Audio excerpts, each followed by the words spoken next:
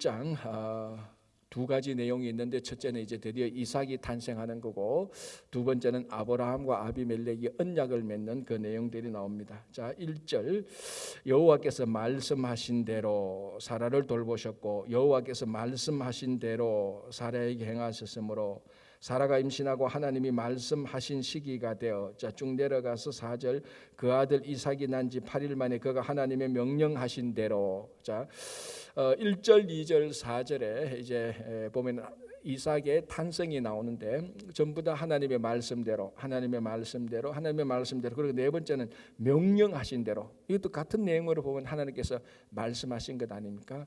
뭐 말씀 없이 명령이 어떻게 됩니까? 그죠? 그러니까 이 1절, 2절, 3절, 4절 이삭의 탄생은 이삭의 탄생은 한 가정의 남자와 여자가 결혼해서 가정을 이루고 그래서 뭐 아들을 낳았습니다, 이런 과정이 아니고 이삭의 탄생은 오직 하나님의 말씀을 통하여서 탄생했다는 것을 얘기해 주고 있습니다. 자, 그래서 그 다음에 딱 그 규정하고 있기를 이삭이 태어났을 때 아브라함의 나이가 100세였다라고 말을 합니다. 그래서 저는 이런 생각도 들더라고요. 하나님께서 굳이 100세라는 이 숫자를 맞추셨구나. 100세라는 말. 그러니까 후대에 우리들이 볼 때는 이것이 훨씬 더 100살에 하나님께서 굳이 그 숫자를 맞추셔서 아브라함 100살 그리고 사라 90살에 아들을 낳게 했다. 이게 가능한가? 사실은 사라도 자기 그 육신의 생리적으로 아들을 낳는 게 불가능하다고 생각했습니다. 그래서 몇 번 넘어졌지 않습니까? 아브라함과 사라가 그 약속에서 그 넘어지고. 그래서 그럼에도 불구하고 아브라함이 100살에 이 아브라함과 사라가 생각했던 그 실패를 하나님께서 다 극복하시고 하나님께서 100살에 아브라함과 사라를 통하여서 아이를 낳게 하셨다는 겁니다. 이 과정이 어떻게 요즘 말로 하면 의학이 발달하여서 체외 수정이나 이런 여러 가지 의학적으로 설명할 수 있겠지만 창세기 21장에서 딱 하는 것은 딱 한 말씀입니다. 무엇입니까? 하나님께서 말씀하신 대로. 그래서 이 말씀을 통하여서 생명을 갖지 못하는 사라가 생명을 갖게 되었고 한 아기를 출산하게 된 것입니다. 그래서 말씀에는 능력이 있고 또 그 능력이 뭐냐면은 생명의 능력이 있다는 것입니다. 그래서 말씀은 우리들에게 생명을 주시는 겁니다. 이런 일들 저런 일들을 통하지만 결국 그 말씀으로 이루어진 일의 종점에는 무엇이 있는가 하면은 하나님께서 우리들에게 주신 생명이 있는 겁니다. 자, 그렇다면 이제 우리가 이렇게 이 말씀을 우리가 해석할 수도 있는 겁니다. 어떤 일이 이루어지고 있습니다. 자, 이게 하나님의 말씀의 능력인지 아니면 다르게 표현해서 이게 하나님의 능력인지 사람의 능력인지 그 일이 진행되어 가는 과정 중에는 우리가 혼돈될 수가 있습니다. 그런데 그 결과를 보면은 이게 하나님의 일인지 사람의 일인지 결과를 보면은 우리말로 하면 열매를 보면 알 수 있습니다. 그게 생명이 있느냐 없느냐 그게 확실한 열매입니다. 자, 하나님의 말씀대로 사라가 이삭을 낳았는데 그 보니까 이 말씀의 능력이 나타난 것은 한 생명을 주신 것 아닙니까? 그죠? 그래서 우리가 이 교회와 성도가 해야 되는 그 사이에 궁극적인 열매는 반드시 하나님께서 주신 생명이 있어야 되는 것입니다. 그래서 우리가 일하는데 이게 자꾸 이 생명이 없고 다른 일이라 그러면은 다시 한번 점검해 봐야 되는 겁니다. 이게 하나님의 능력인지 아니면 우리가 의도적으로 우리 인위적으로 하고 있는 것인지 그걸 한번 생각해 봐야 되는 겁니다. 그렇죠? 자, 5절, 아브라함이 그의 아들 이삭이 그에게 태어날 때 100세라. 자, 방금 얘기했는 것처럼 이건 하나님의 능력이 아니고서는 100세의 아들을 낳을 수 없는 것이고요. 또 하나는 지금 이게 아브라함이 하나님에게 그 자녀를 갖게 될 것이라는 약속을 받은 지 몇 년 뒤에 실제로 일어난 겁니까? 그렇죠. 25년. 이 정도 말하는 건 대단한 거죠. 그죠? 75세의 약속을 받아서 100세에 이제 그 아들을 낳았으니 그러니까 25년간의 이 인내의 25년간의 약속이 이루어지는 그 기간, 기다림의 기간 또는 인내의 기간이 있었다는 것입니다. 제가 전에도 한번 이런 말씀 드린 것 같은데 한 사람의 인생에서 25년은 결코 짧은 시간이 아닙니다. 그죠? 25년은 결코 짧은 시간은 아닙니다. 그럼에도 불구하고 자기 인생을 또 다 바친 시간은 아닙니다. 25년이. 그러나 30대의 신혼부부에게 30대 신혼부부에게 아이를 갖겠다고 해서 기다리는 시간하고 75세 때에 아이를 가지겠다고 해서 기다린 25년은 똑같은 25년이기는 하지만은 그 25년이 주는 무게는 확실하게 다릅니다. 75세 때에 75세 남편이 75세 아내가 65세 때에 그 약속을 받고 25년을 견디는 그 무게는 하루하루 1년 1년은 노심초사입니다. 자, 여러분 한번 생각해 보십시오. 30대에 그 약속을 받은 이 사람이 31살, 32살, 33살 이렇게 갈 때 우리는 아직까지 아이를 낳을 수 있어. 별로 뭐 그렇게 초조하거나 긴장하지 않습니다. 그러나 75세 때에 약속을 받은 이 가정은 어떻겠습니까? 한 달 한 달이 갈 때마다 굉장히 초조할 겁니다. 야, 빨리 우리 아이를 가져야 되는데, 빨리 아이를 가져야 되는데. 그러니까 이 75세로부터 25년하고 30살에서부터 25년은 똑같은 25년이지만 삶의 무게와 기다림의 그 간절함은 훨씬 더 진한 것입니다. 그러니까 하나님의 약속은 이렇게 아브라함에게 있어서 25년이라는 세월, 큰 무게의 이 시간을 지나고 난 다음에 이 약속이 성취되는 것입니다. 문제는 이제 이 기다림의 시간 동안에 우리가 믿음과 인내를 가지고 잘 이걸 견뎌내는 것, 그걸 우리가 성숙한 믿음이 있느냐 없느냐의 판가름이라는 것입니다. 하나님의 모든 약속은 반드시 그 믿음과 인내의 기간을 거쳐서 열매를 맺게 되는 겁니다. 이 사람마다 그리고 사건마다 케이스마다 이 믿음과 인내의 기간은 다 다릅니다. 그러나 공통점은 반드시 그 약속이 성취되어서 이루는 그 성숙함의 그 기간은 어떤 사람에게는 1년이고 어떤 사람에게는 5년이고 어떤 사람에게는 25년이고 어떤 사람은 한평생이 걸릴 수가 있는 것입니다. 그래서 이 아브라함에게는 100세 25년이 지난 후, 이 단순한 숫자적인 25년이 아니고 엄청난 삶의 무게를 지난 후에 100세에, 그러니까 여기는 100세에 하나님께서 자녀를 낳게 해서 결국 하나님의 약속이 성취된다는 것을 우리들에게 말하고 있는 것입니다. 지금 또 아마 우리들 대부분이 그렇습니다. 지금도 그 무언가 하나님께서 우리에게 주신 약속의 성취 기간에 지금 우리가 있는 겁니다. 성취하고 있는 그 기간 동안에. 그래서 우리는 끊임없이 믿음과 인내를 가지고 하나님께서 우리에게 주신 약속을 바라보고 매일매일 살아가는 것입니다. 그렇죠? 자, 6절 사라가 이르되 하나님이 나를 웃게 하시니 듣는 자가 다 나와 함께 웃으리로다. 자, 그 이삭의 뜻이 웃음 아닙니까? 그죠? 자, 죄송합니다. 사라가 이르되 하나님이 나를 웃게 하시니 듣는 자가 다 나와 함께 웃으리로다. 그러니까 사라가 이제 드디어 아이를 낳고 난 다음에 90세 아이를 낳고 난 다음에 이삭을 낳았습니다. 그리고 난 다음에 나를 웃게 한다. 이삭의 뜻이 웃음이니까. 자, 6절에 이삭이 태어났을 때 이런 일이 일어납니다. 듣는 자가 다 나와 함께 웃으리로다. 이미 이건 앞에서 그 말씀드린 것처럼 아브라함도 하나님의 약속에 대해서 한번 웃었습니다. 자, 이 웃음은 의심의 웃음이었습니다. 뭐 그거 사라도 똑같죠. 비웃었습니다, 속으로. 그러니까 아브라함은 어떻게 생각했는가 하면 아브라함은 자기 종 다메섹 엘리에셀이 후사가 될 거라고 생각하고 다메섹 엘리에셀이나 하나님 앞에서 잘 살기를 원합니다 라고 했고, 사라는 사라가 그 얘기를 들었을 때는 내가 무슨 이제 이 나이에 듣겠냐 이렇게 할 때 아브라함은 이스마엘을 또 자기 후속이라, 그러니까 자기 약속의 그 자손이라고 여전히 그때까지 생각하면서 비웃었습니다. 아브라함이나 사라나 다 그런 경우를, 그러니까 하나님의 약속에 대해서 의심과 뭐랄까 비웃음의 경험이 있었습니다. 그런데 이제 사라가 이삭을 낳았을 때, 이삭이 태어났을 때는 완전한 진짜 웃음, 가짜 웃음이 아니고 의심의 웃음이 아니고 비웃음이 아니고 진짜 기뻐서 우리 속에서 자연적으로 나오는 웃음, 그 웃음이 이제 이삭의 탄생으로 나타나게 됐다는 거예요.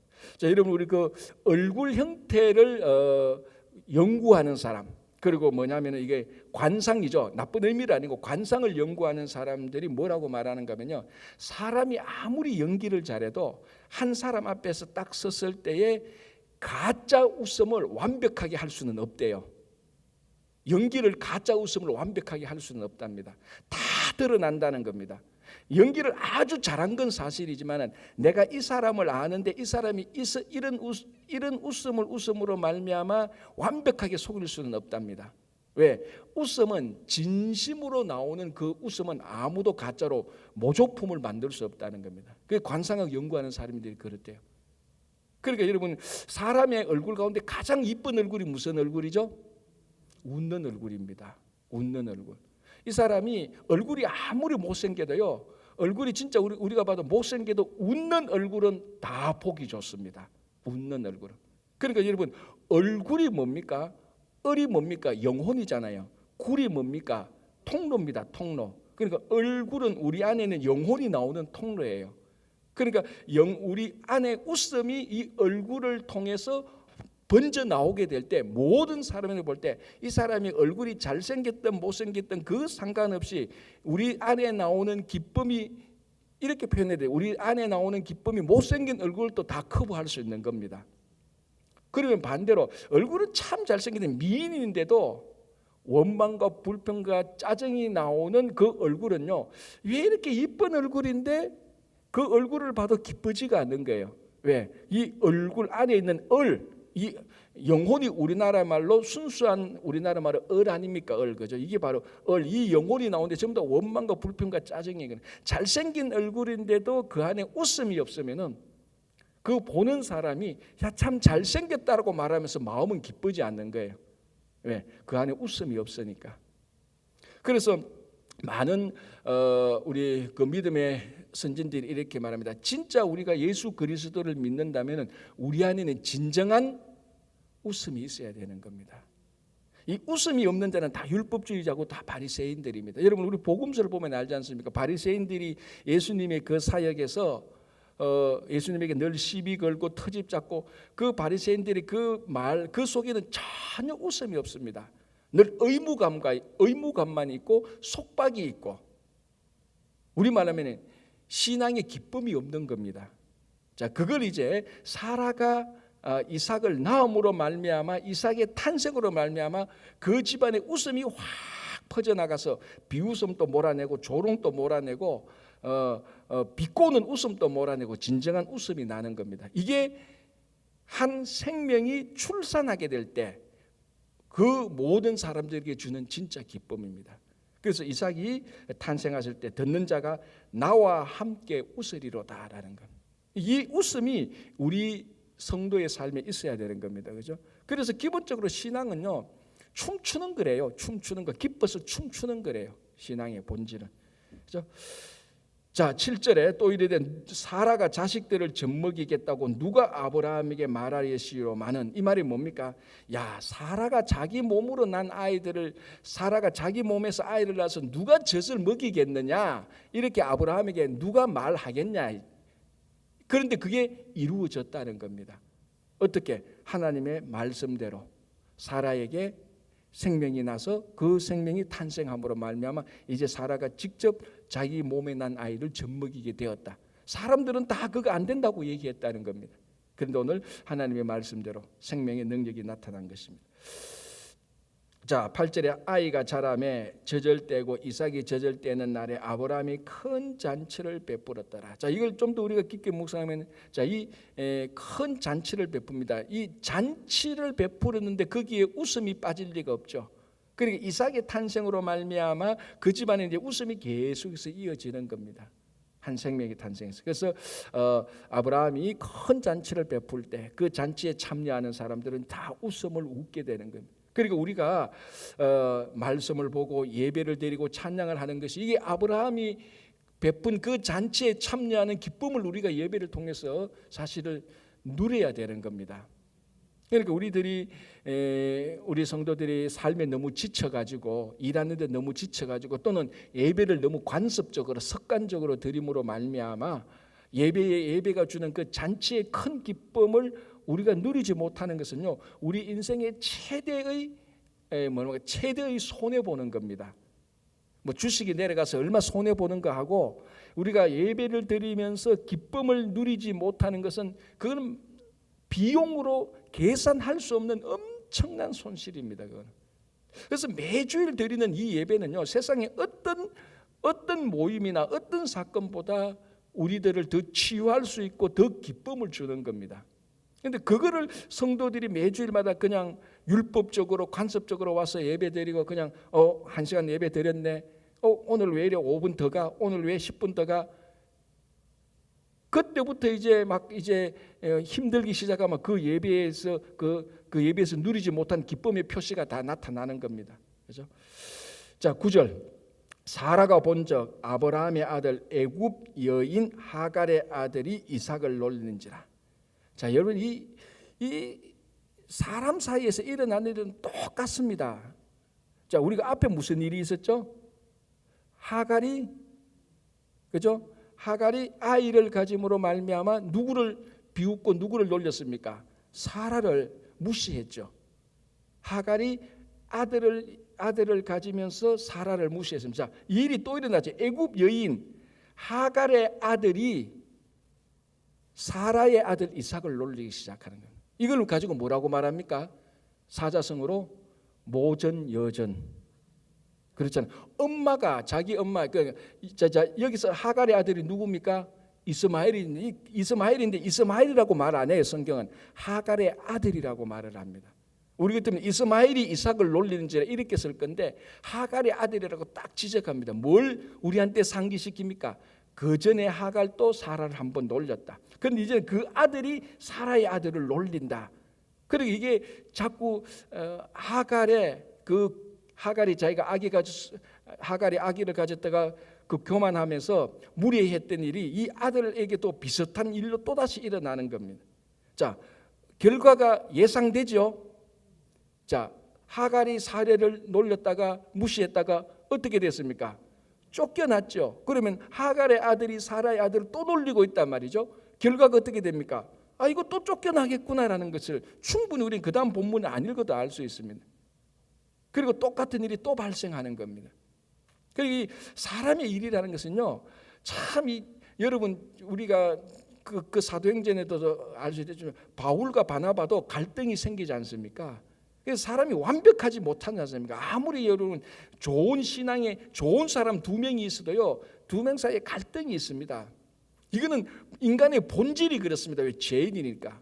그러니 이제 우리 사회에서 우리 공동체에서 가장 중요한 것은 이 갈등이 생겼다는 것 자체가 문제는 아닙니다. 이건 언제나 생길 수 있습니다. 하나님의 일을 하는데요, 갈등이 안 생길 리가 없죠. 방법이 다르고 생각이 다르고 그게 다 가치관이 다르고 자라온 배경이 다르는데, 문제는 이 갈등이 생겼을 때 이것을 어떻게 성도가 해결하느냐, 거기에서 신앙이 있느냐 없느냐가, 얼마나 성숙했느냐가 다 드러나는 겁니다. 그죠? 자, 그래서 하갈의 아들이 이삭을 놀린 자, 또 똑같은 일이 반복되는 겁니다. 10절. 그가 아브라함에게 이르되 이 여종과 그 아들을 내쫓으라. 이 종의 아들은 내 아들 이삭과 함께 기업을 얻지 못하리라. 자, 이제는 앞에서 일어났던 일하고는 좀 약간 이제 일어나는 문제의 원인은 똑같았지만 일어나는 양상이 좀 다릅니다. 왜? 앞에서는 사라가 약속의 자손을 못 낳았습니다. 그런데 이제는 사라가 약속의 자손을 낳았습니다. 그러니까 이제 무엇을 들고 나옵니까? 기업의 문제를 들고 나옵니다. 기업의 문제. 이게 기업이라는 말은 약속하고 같은 의미입니다. 그래서 사라가 하갈의 아들을 내어 쫓아라. 이제는 이 약속의 자손 이삭이 있으니까 이삭과 약속의 자손과 이스마엘과 육신의 자손은 같은 기업을 이룰 수 없다라는 굉장히 신앙적인 의미가 우리들에게 다가오고 있는 겁니다. 10절에 내 아들 이삭과 함께 기업을 얻지 못한다. 왜? 앞에서는 사라가 아들을 못 낳았기 때문에 함께 기업을 나눌 자손이 없었어요. 그런데 이제는 자손이 생겼단 말이죠. 그렇죠? 자, 그러니까 이제 이런 일이 터지면은 늘 누가 제일 힘듭니까? 누가 제일 힘듭니까? 2 여인의 남편이고 2 아들의 아빠가 되는 아브라함이 제일 고민입니다. 그죠? 제일 고민이. 그러니까 이 아브라함이 11절 아브라함이 그의 아들로 말미암아 그 일이 매우 근심이 되었더라. 이건 지극히 당연한 겁니다. 그죠? 아들 둘이가 싸우고 부인 두 명이 싸우는데 그 중간에 낀 아브라함이 얼마나 근심이 안 될 리가 없죠.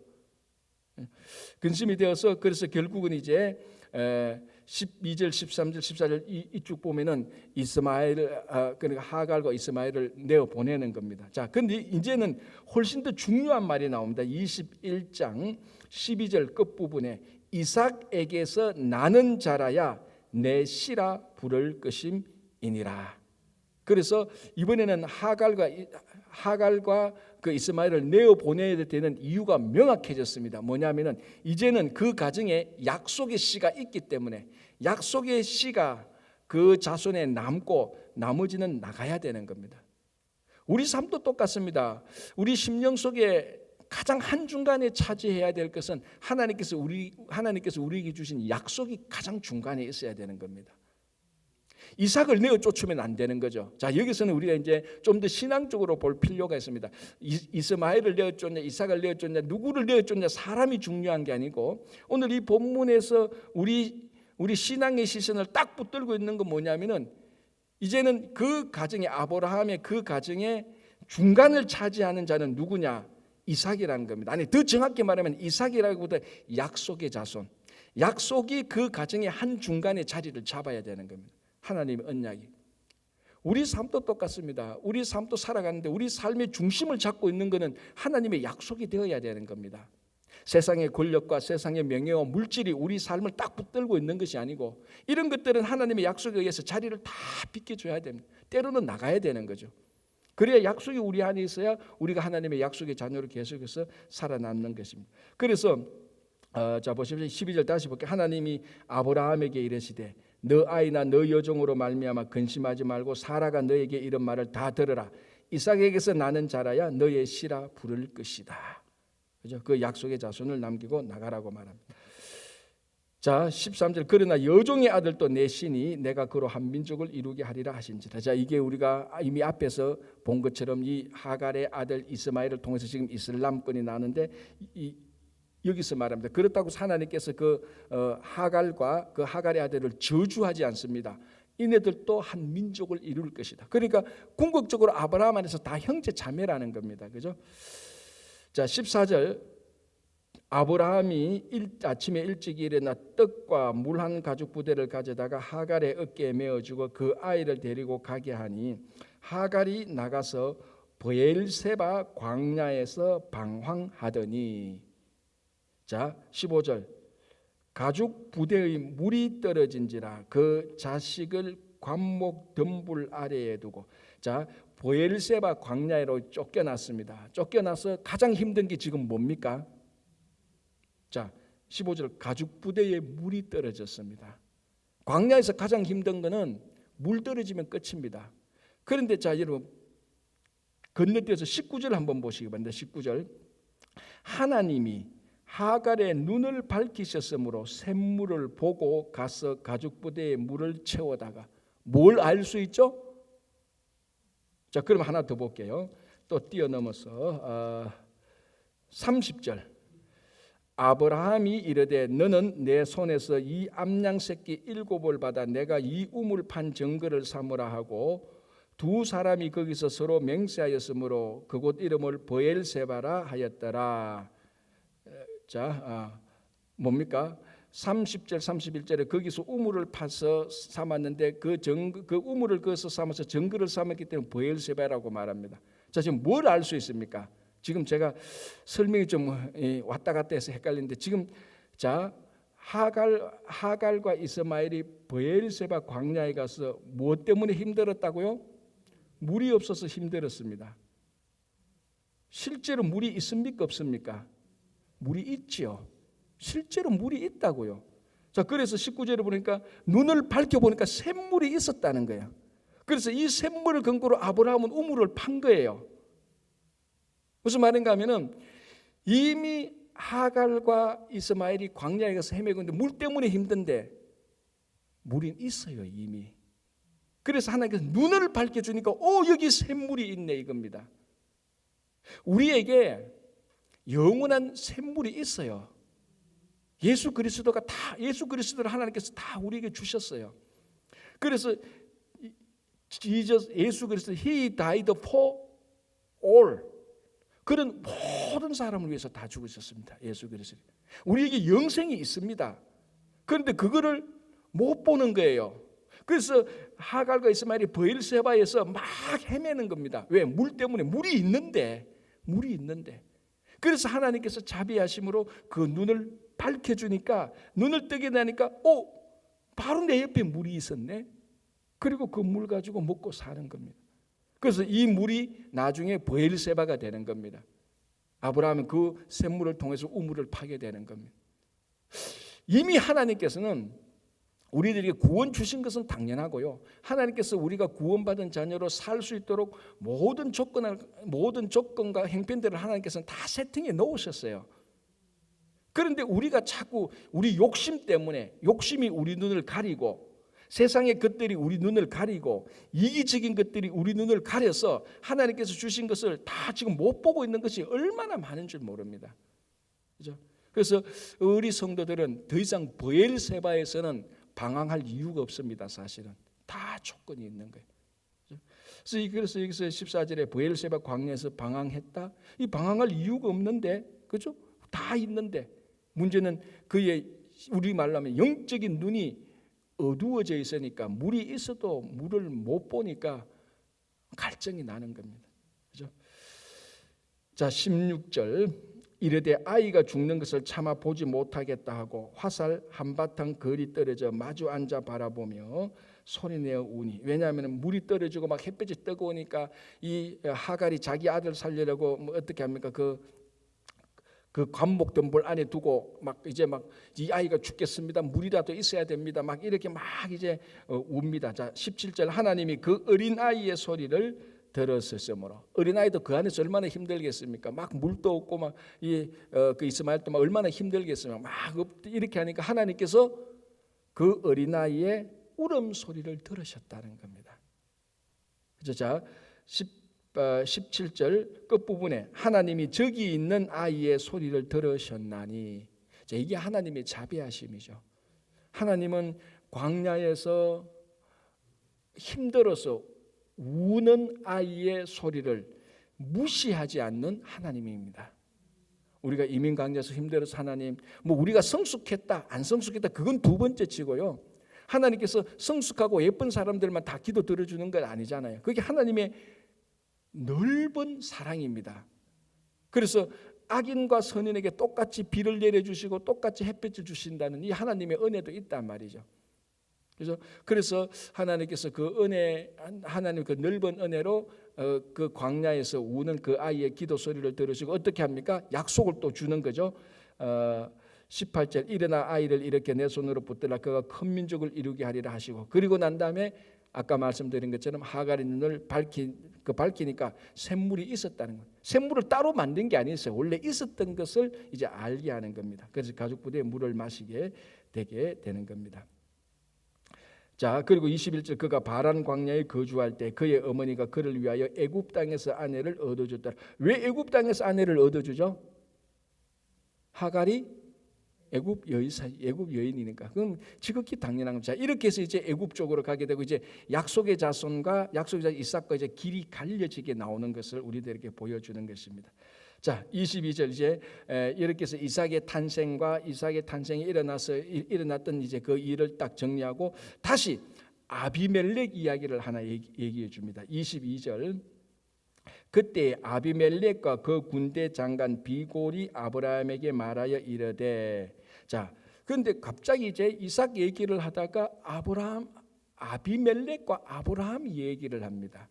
자, 여기는 중요한 게 무엇일까요? 자, 한번 볼게요. 제가 21절, 22절, 23절 여러분 한번 맞춰 보십시오.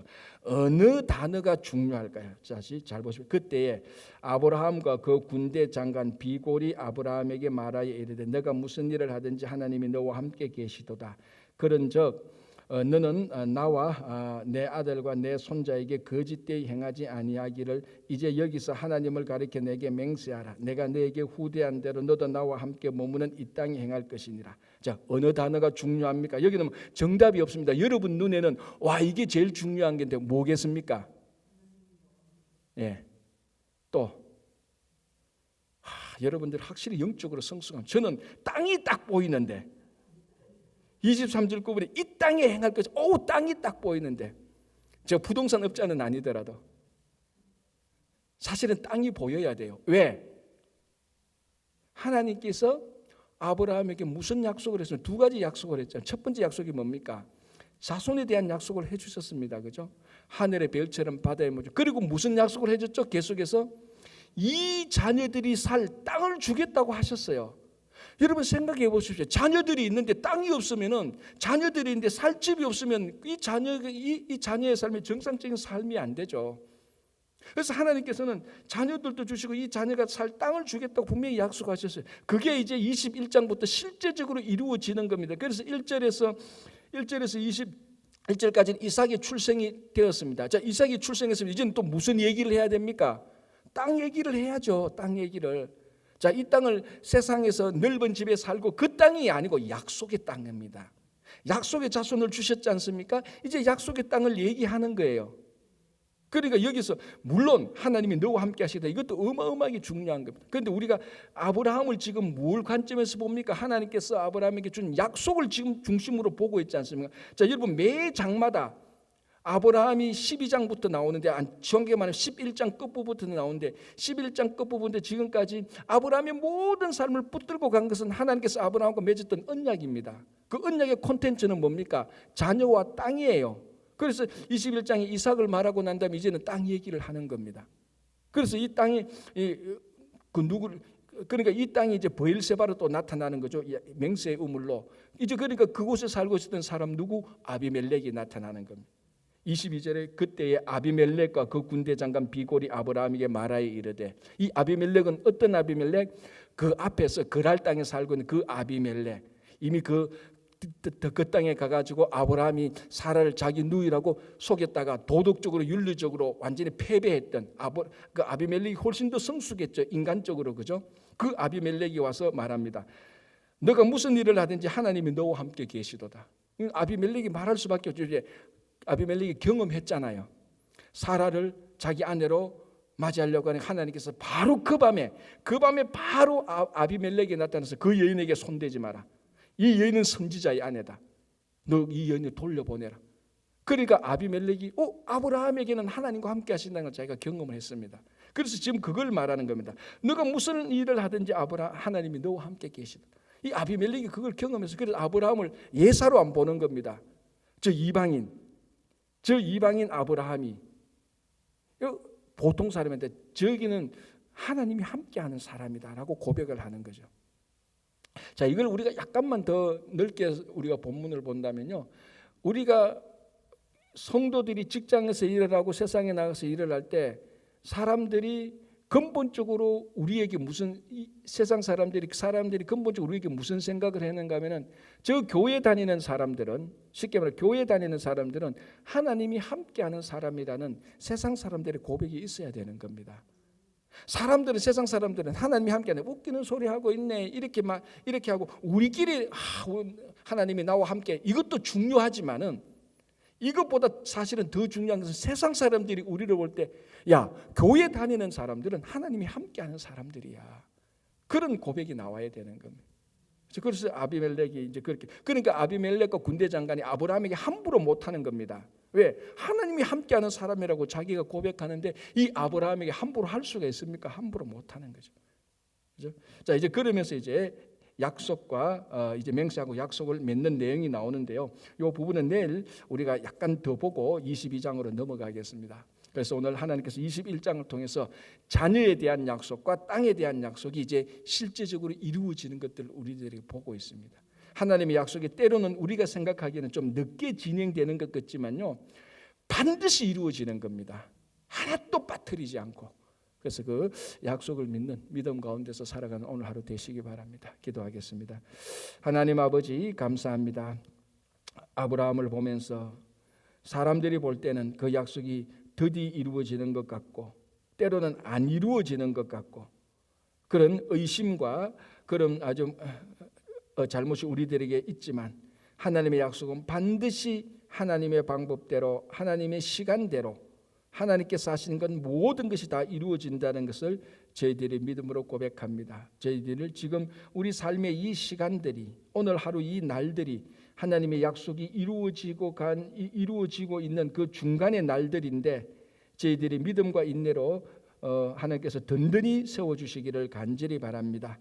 주님, 오늘 하루도 하나님께서 우리와 함께하여 주시고, 아버지, 우리 성도님들, 특별히 병상에 있는 성도님들이 있습니다. 한 사람 한 사람 찾아가셔서 주님께서 회복하게 하시고, 혹 그들의 육신이 연약하고 고통 중에 있다면 그들을 속히 치료하여 주셔서 빨리 회복시켜 주셔서 남은 여생 하나님 잘 섬기게 하여 주시옵소서.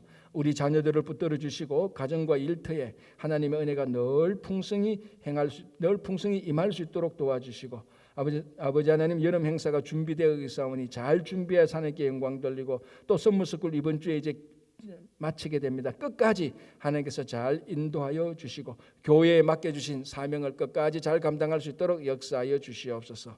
감사하오며 예수님의 이름으로 기도합니다. 아멘.